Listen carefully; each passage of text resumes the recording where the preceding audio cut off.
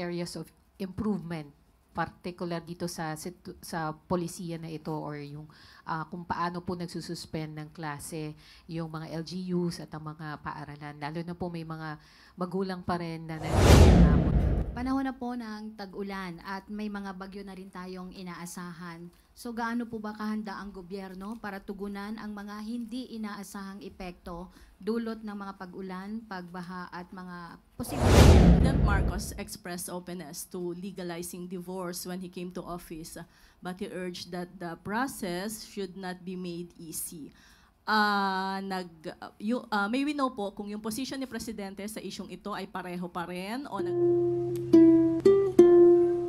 Just reminding everyone of the one question, one follow-up guideline. Eden Santos, Net 25. Good morning. Hello. Good morning po, Yusek. Kaugnay po nung binanggit ninyo about illegal drugs, ano po.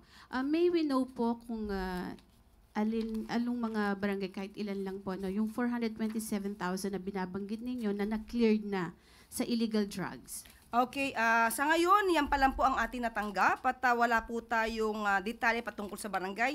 Hingin po natin mula sa PDEA at ibang law enforcement agencies yung sinasabi po nating barangay. Okay.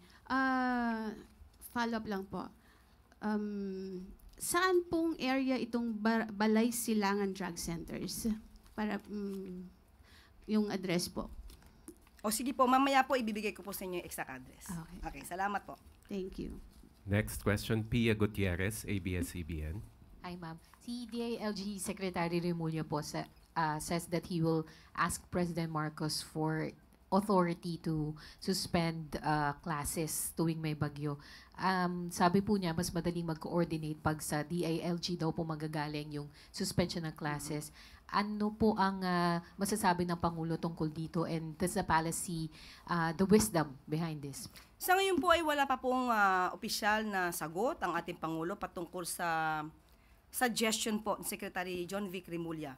At ito po ay pag-aaralan dahil kung ito naman po ay makakabuti sa mas nakakarami, pag-aaralan po ito at magbibigay ng maaaring tugon ng Pangulo patungkol dyan. Pero as of the moment, kung ano yung nagiging sistema natin sa kasalukuyan, kung saan ang mga liderato ng mga ahensya ng LGU na siyang nagbibigay ng kanilang utos o order kung mayroong mga suspension ng klase, yung po muna mananatili.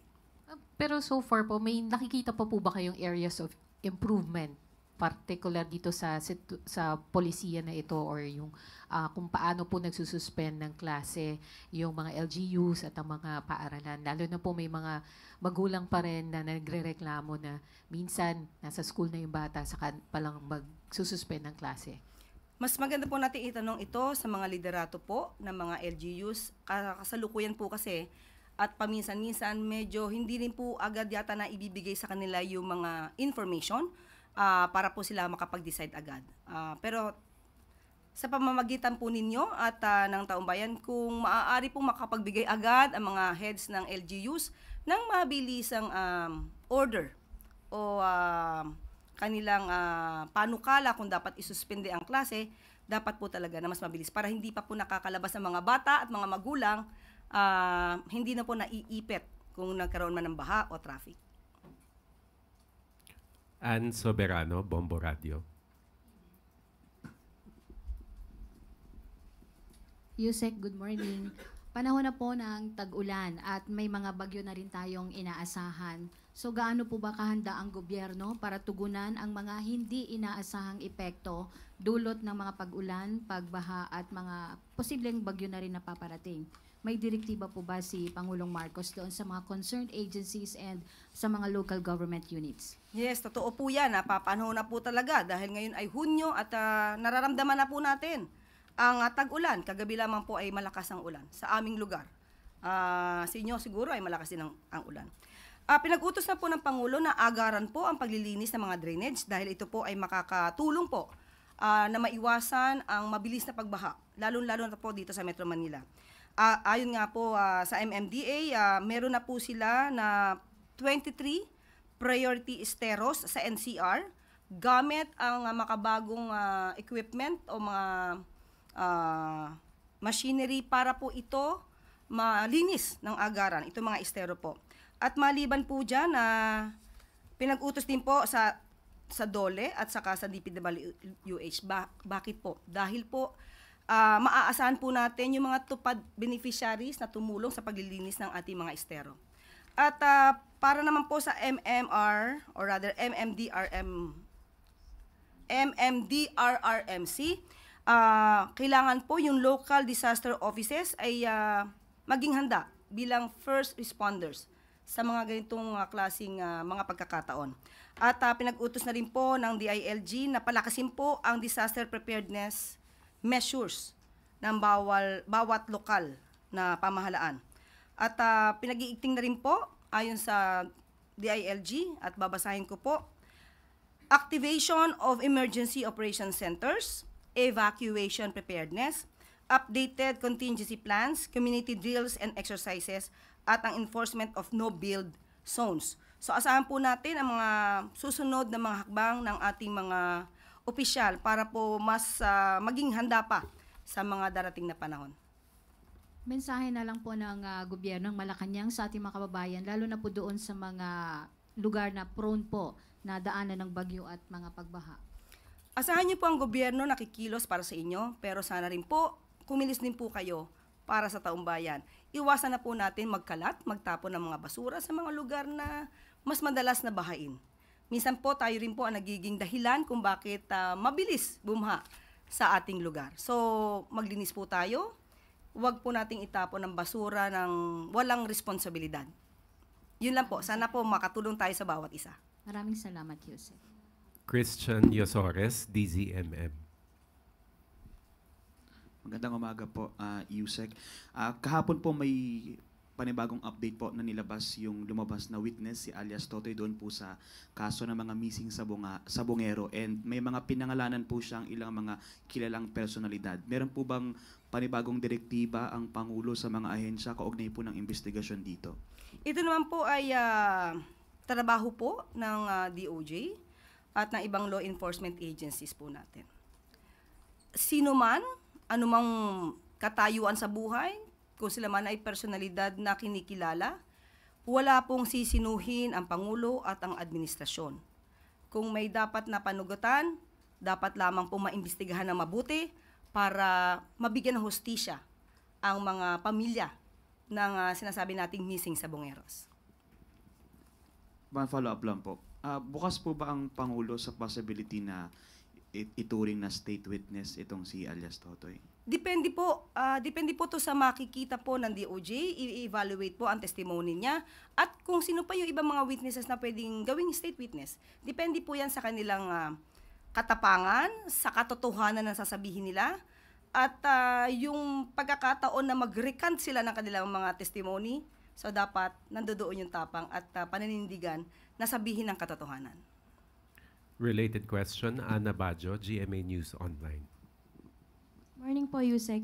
Ma'am, may mga information na itong si alias Totoy, si Julie Dondon Patidongan ay tumakbong mayor po sa Barobo, Surigao del Sur under Partido Federal ng Pilipinas, which the President chairs. May nababanggit po bang information or kilala po kaya personally ni Pangulong Marcos itong si Patidongan? Sa ngayon po, wala pa pong nakakarating sa atin patungkol sa ganyang issue. Hindi bali po, ipaparating po natin sa Pangulo para po maging aware din po siya. Thank you, ma'am. Kathy Valiente, Manila Times. Good morning, Yusek. Yusek, an anti-political dynasty has been reintroduced po sa 20th Congress. Ano po ang latest stance ng Pangulo regarding political dynasty po? Siguro po mas maganda kung maibibigay nila ang pinakadetalye at buong nilalaman ng bill na ito dahil mahirap po sa ngayon na mag-oo o mag-hindi ang Pangulo. Mas maganda pong maibigay yung pinakadetalye dahil maaaring magandang maidulot nito sa ating bansa. At tingnan po natin, basta po ang Pangulo naman ay para sa bansa at para sa mga leader din naman, mga official na gusto rin naman maglingkod. So dapat balanse ang lahat. Pero ma'am, will he support such a law given na the President himself comes from a political family po? Titingnan po natin. Hindi nga po natin agad masasabi kung magsusuporta ba siya o hindi siya magsusuporta. Depende po sa nilalaman ng bill mismo. Kenneth Pasyente, People's Television. Hi ma'am, good morning. Ma'am, naghain po ng panukalang batas si Senator Ping Lacson na layong i-regulate po yung paggamit ng internet ng mga minors dahil sabi po niya batay sa pag-aaral ay posible po itong magresulta sa mental health issues. Ano po yung pananaw dito ng palasyo po? Muli, kung ano yung makakabuti sa ating mga kababayan, lalong-lalo na sa mga kabataan. Kung ito po talaga ay magkakos ng mental health issues, sususugan din po ng Pangulo yan at makakakuha siya ng suporta. Basta po ito'y para sa taong bayan at lalong-lalo na para sa kabataan. Leth Narciso, DZRH. Good morning, Yusek. President Marcos expressed openness to legalizing divorce when he came to office, but he urged that the process should not be made easy. May we know po kung yung position ni Presidente sa isyong ito ay pareho pa rin o nagbago na? Dahil nung nakaraang Kongreso po, ito ay naaprubahan sa Kamara pero hindi lumusot sa Senado. Ngayon po, na-i-file na ulit yung bill. Sa ngayon po ay wala pa pong klarong stance ang Pangulo patungkol sa divorce bill. Sabi nga po natin, mas maganda po talagang makita kung ano yung nilalaman ng provision sa sinabi nating divorce bill. Dahil sa ating pagkakaalam, ang karaniwan doon sa mga provisions or sa mga dahilan para i-approve ang legal separation ay sinama nila para maging dahilan na rin para mapawalang bisa ang kasal. Hindi lang through legal separation. So mas magandang maaral kung papaano ito. Dahil tandaan po natin, kahit po ang simbahan naman po ay nag-aalaw ng annulment. Kaya may tinatawag tayong church annulment dahil ang simbahan, kahit po ang simbahang Katoliko, ay naniniwala na may mga pagkakataon na ang dalawang mag-asawa, kung hindi na po talaga kakayaning magsama, ay dapat na pong paghiwalayin. Kaya po may tinatawag tayong mga church annulment. So tingnan po natin at kung ano po ang muli, kung ano ang magiging maganda para sa taong bayan, pero mas maganda po sana, at yun din po ang nais ng Pangulo na mas paigtingin natin ang magandang pagsasama ng mag-asawa. Mas palawigin natin na mas marisolba ng bawat mag-asawa ang kanilang problema para maayos ang kanilang pamilya. Hindi lang para sa kanilang dalawa, kundi para sa kanilang mga anak. So may chance po ba na suportahan niya ito ngayong 20th Congress? Depende po. Muli, kapag ka po maganda yung provisions at makikita rin po natin na ang bawat simbahan ay umaayo na ito ay dapat at nararapat, maaari po itong bigyan ng magandang tugon ng Pangulo. Clazel Pardilla, People's Television. Good morning po, Yusek. 20 pesos a kilo of rice is now available to more areas. However po, farmers worry that it could affect traders buying price of palay at i-justify po ng mga traders yung pamamarat.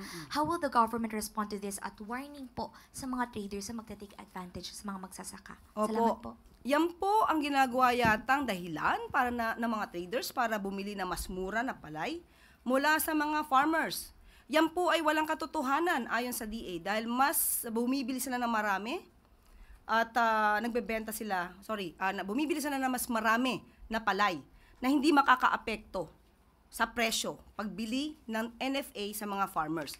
So, ang panawagan po ng gobyerno at ng pamahalaan, ang mga farmers na nakakaranas ng ganitong klaseng pagtrato ng mga traders at gusto nilang murang bilhin ang mga palay dahil ginagamit nilang excuse itong 20 pesos na programa ng Pangulo. Sabihin lamang po sa amin, sa DA, sa DILG, sa DOJ, at kami po ang magdidemanda sa mga traders na umaabuso. Muli, sa mga farmers natin, sa mga magsasaka natin, huwag po kayong matakot. Basta lamang kumpletuhin nyo ang inyong mga ebidensya hanggat maaari para po ito ay maging dahilan sa amin para sila ay habulin at idemanda. Maaari po kasi ito maging kaso na economic sabotage. Kaya wag po kayong atubili na magsumbong sa amin. Finally, Ivan Mayrina, GMA Integrated News. Yusek, base sa inilabas na country classifications ng World Bank, nananatili ang Pilipinas sa kategoryang lower middle income. Ito'y sa kabila ng target na maging upper middle income ang Pilipinas ngayong taong ito. What does the palace have to say about this at ano kaya ang naging pagkukulang at bakit ganito naging resulta? Okay, inaamin po natin sa ngayon ay hindi pa po natin natutulay ang papunta sa upper middle income status. Pero maganda naman po ang nagiging progreso ng ekonomiya dahil sa gumagandang gross national income per capita simula 2024. Pero muli, pag-iibayuhin pa rin po ng pamahalaan para po kung ano man ang ating ninanais ng Pangulo para po sa ating ekonomiya at para sa taong bayan, pipilitin po natin itong maabot. Kahit po siguro mayroon pang mga kondisyon globally sa mga nangyayari ngayon, dodoblehin pa rin po ang pagsisikap ng pamahalaan para po mas maabot natin ang ninanais na maitawid natin ito sa pagiging upper middle income status. Meron po bang gagawing tweaks ang gobyerno sa mga plans and programs to prop up the economy? And is the Marcos administration still confident that we can realistically achieve this goal within its term? Yes. Lagi pong positibo ang Pangulo, pati ang economic team, pati ang buong administrasyon. So, kakayanin natin yan. Yung tweaks po, if any, what can you tell us about what the government aims to do to achieve this? Kakusapin po natin, in particular, economic team, para po mabigay natin sa inyo ang detalye patungkol dyan. Sorry ma'am, idadagdag ko lang, related naman do sa tanong ni Pia, tungkol sa pagsususpindi ng klase. Sa isang banda, of course, nais po ng mga lokal na pamahalaan na maging ligtas sa mga mag-aaral. Pero sa kabilang banda, meron ho tayong education crisis and sometimes you get concerns na bakit maya't maya naman walang pasok, konting ulan, walang pasok, mainit, walang pasok. At one day out of school is one day less of learning. So paano ho kaya dapat balansehin ang pagsususpindi ng klase? Okay, siguro pag-uusapan ito dahil minsan ang klima, ang typhoon ay hindi natin talaga ito na pre-predict basta-basta.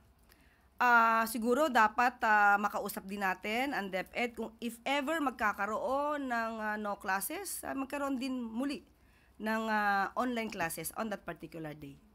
Maganda pong magiging suggestion yun. Salamat.